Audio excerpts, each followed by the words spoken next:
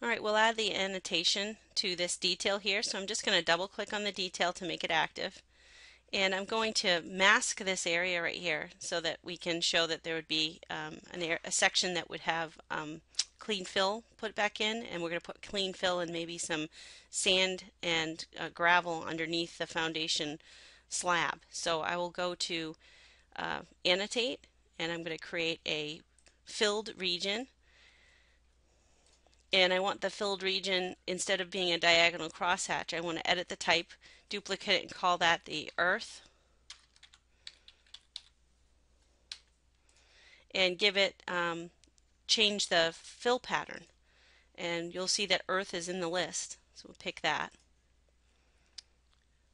I'm sorry, I wanted to change this, so let's rename it to clean fill.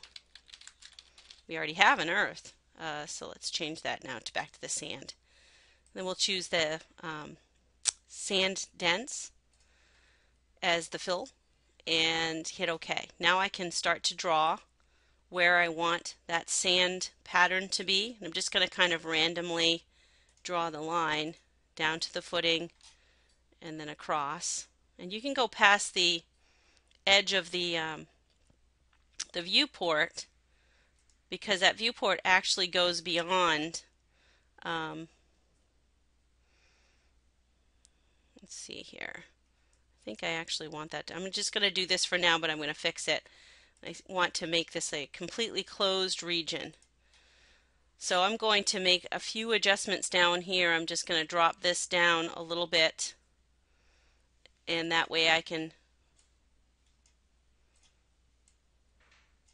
move this edge down like this, and then we can bring this a lot closer to that line. Not sure if that will still work if we have those covered. I think it will. So now we have those closed regions. When I hit the checkbox, oh, they can't intersect each other. So that's what I was concerned about. I'm going to make these two separate regions then. So let's see if that's going to work. Get rid of that region. So I should have a closed region here and a closed region here now. Let's see if that works. That works. So see how that fills in with the sand pattern. And then we would put in another filled region on top of that that might be the crushed stone here and here, and then we can put our drain pipes. So I'd go back to region filled. Let's go back to annotate. Make sure I pick filled region, duplicate this one and call this crushed stone, and then pick an appropriate hatch for representing crushed stone. And I don't have one, so I'm going to create a new one, and I'm going to insert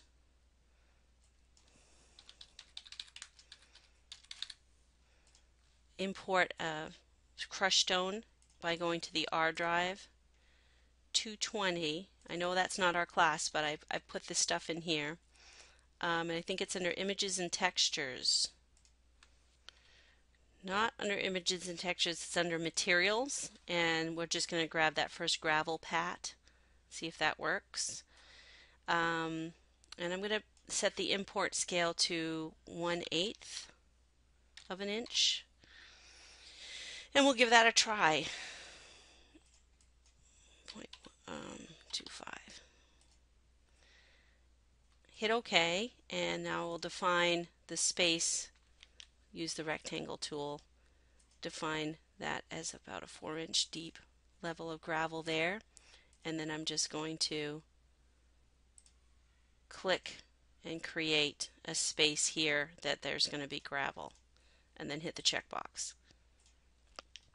Now if we zoom in, you can see the gravel. It's just really dense, so that's fine. Now I can add with another masked region. I just want to pick a masking region and pick the circle tool. I'm going to create a circle here with a diameter of 4, so that means I want a radius of 2. And we'll do one over here, same size. And those will be the perimeter drain pipes. So when we hit the checkbox, just adjusting this the position of it, it will actually mask that and show those as drain pipes as open. Okay, then we would add our dimensions. So I'm going to go to Align Dimensions, and I'm going to dimension from the top of wall to grade. And I actually will continue that down to footing. I want to add to this dimension underneath it, minimum. And then I want to change this dimension to say 1 foot 6 inches to 2 feet 6 inches. So we have a range. It looks like I could do that a lot better. That doesn't look right. So put a dash here.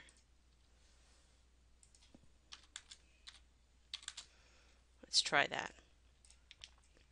And then we put in a dimension for the wall.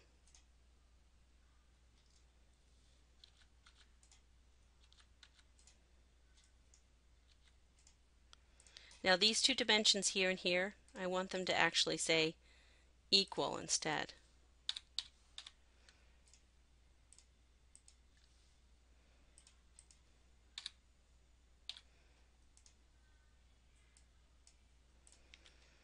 And then we would put out the rest of the annotation. So I'd put in text with an arrow. I can point to the perimeter drain pipes, for instance, and write in 4-inch perimeter DP, typical. We can call out our slab.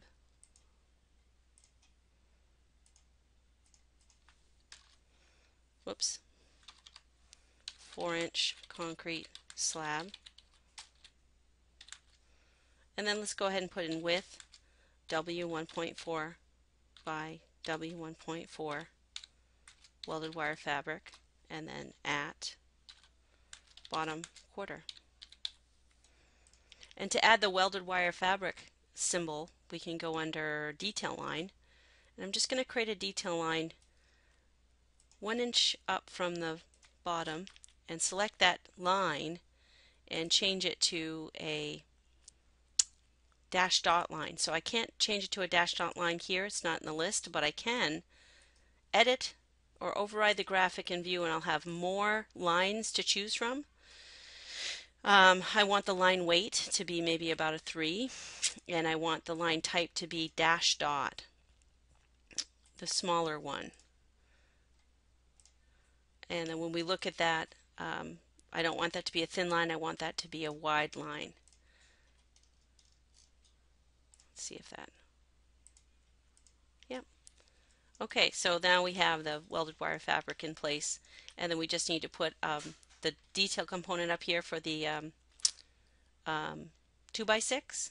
So I'm going to go to component. Notice I'm under annotate. I'm going to component, and I want to check to see if it's already been loaded. It hasn't. I want to load under detail items, wood and plastic, wood framing, and I want nominal cut lumber sections, and I want a 2x6. I might as well, while I'm at it, pick out a 2x10, a 2x12, a 2x8. Those are pretty common sizes that we might want to see and use within our space. From the list, I want to make sure I've got the 2x6 selected. If you hit the space key, space tab, you can adjust that, put it in place. Now I want to switch to a 2x10 and put that in place, and now I've got my detail showing the mud sill below our floor system. We click on the arrow, the text tool with arrow. I can point to that mud sill.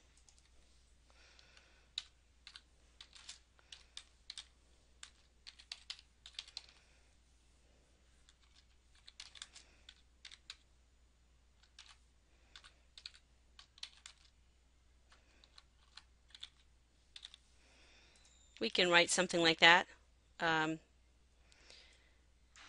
I can add the note for where the sill seal is going to go.